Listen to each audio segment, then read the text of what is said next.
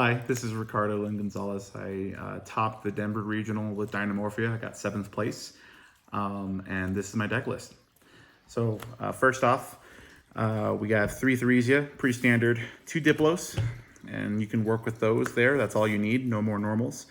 And 1 Call by the Grave for spells, and 1 of each pot because I didn't want to see multiple pot of duality. I feel like that's a curse of mine. Anytime I play a deck like this, I just see too many of these in my hand.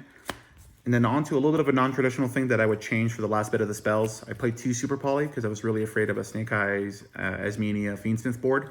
Should have just been Sphere Modes or another Power Trap, but I went with this, and I didn't really come up in a meaningful way the other day. So I would definitely change this in the future. And then 2 Trap Trick, same thing. You don't want to see too many. If you see more than 1 Trap Trick in your hand, it feels bad. You want to be able to chain your stuff, but it is good to work with the utility of running stuff like your Druma Karma Cannons, and I went with 3 Ferret Flames. So these are my power traps here that help me break boards. I broke pretty much a full Snake Eyes Asmenia board with just Daruma, Frenzy, and Intact, just because he had a lot of links out. And I destroyed the 1 Omni Negate he had, and I was able to then get Frenzy, get the Rex Term, and go off from there. So we were good to go. I see some people playing 2 Ferret Flame. You can, honestly, I just really like this card. It's not a once per turn, and it just comes up so much where it'll save your life, especially with these like big decks like Centurion or crazy big board. I didn't play a hand trap that was like a monster based one, so it was pretty low on the hand traps. So under our counter traps, we have 3 of each Solemn Judgment and Iron Thunder. I love this card.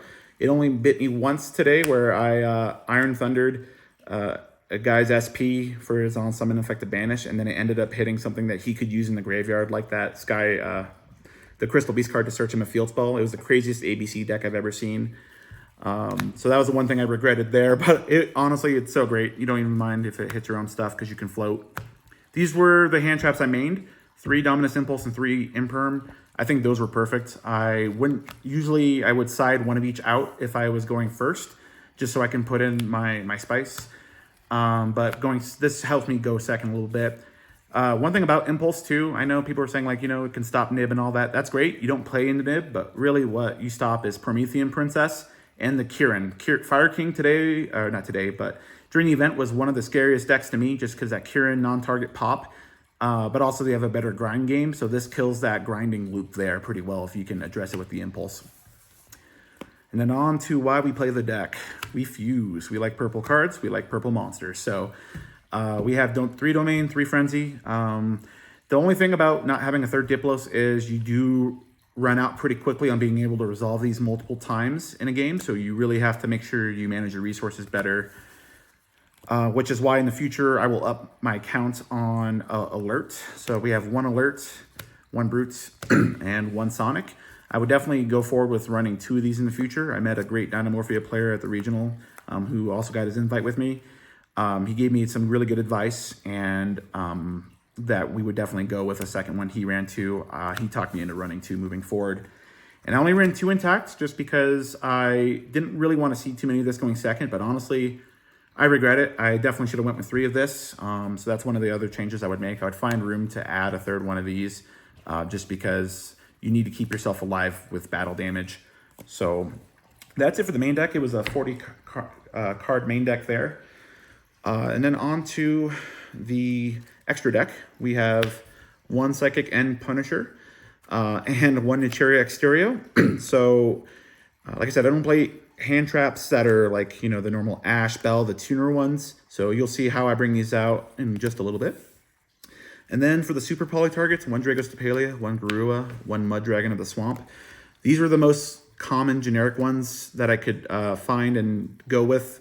But I did like this too, in case I had to Super Poly and like push for game in any way, because I wasn't running the Supreme King Zark package.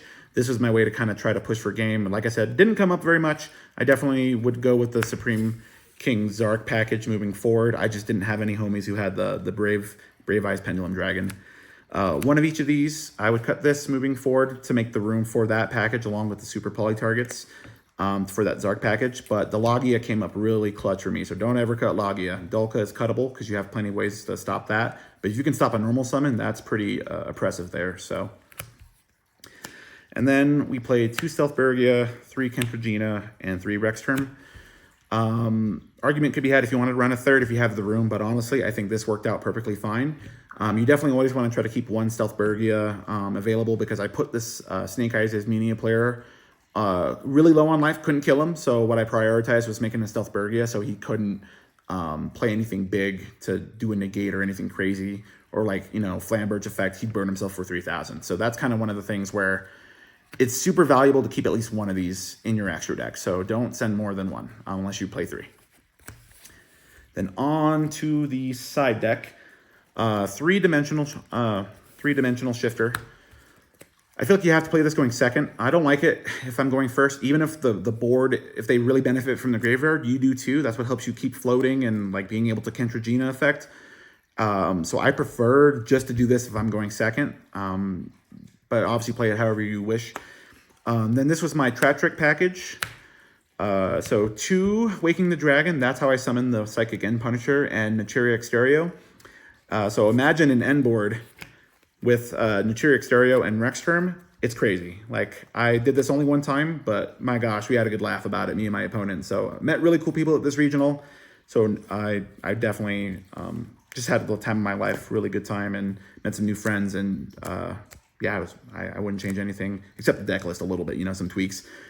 This was in case I went against like a Runic Stun type of deal, or if it hits a lot of the main good decks, the meta decks, in a way where like their feats, usually they have a good field spell, quick play, or continuous.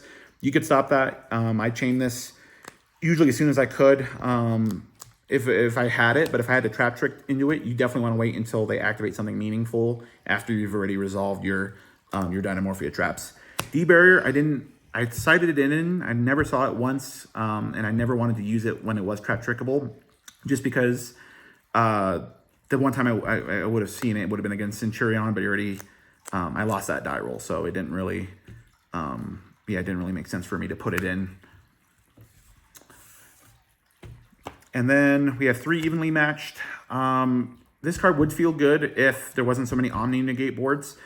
I feel like that's one thing I definitely would change is I like evenly, but I feel like you need to accompany it with like a Dark Ruler or have an Imperm with it, or otherwise, or the Sphere mode, right? Because you need to out the Omni Negators, otherwise this isn't doing anything by itself. And then lastly, additional ways to kind of stop those type of decks with like the Labyrinth or any other stunning type stuff. And then that 3rd Super Poly. But that's the deck as a whole. Overall record was 6 wins, 1 loss, 1 draw. One of the people I played against, who I beat, actually got higher than me. He got 5th, so congrats to him. He did a great job. And then the guy I lost to was a Templar player who got 2nd. So kudos to him as well. And the guy I drew with got 8th. So we were right there neck and neck. So overall, great time. I definitely enjoy playing this deck, and I think I might continue to play it during this format, especially since I got my impulses. But we'll figure out other ways to innovate and move forward from here. So thank you. So I'd also like to give some special shout out to my buddy Kelly. He's the one who really turned me onto this deck. He's the one recording. But yeah, he's the one who played it first, and I feel like watching him play that deck really inspired me to, I like purple cards, but I don't really like, Ultimate Conductor Tyranno. So, you know what, this is like the good middle ground for it. So definitely shout out to him for introducing me to this deck here. And then also shout out to all my Cheyenne players. They're really good supportive community, and I'm glad we can always go and travel to these regionals. It's always a good time. Shout out to Caleb Peterson. He's really good at test playing with you and deck theorizing. So definitely a good soundboard, and also he's a really good like pump up guy, to get you going. And then also Eric Dorn, who also got his top 2. So congrats to you, Eric. You did a great job.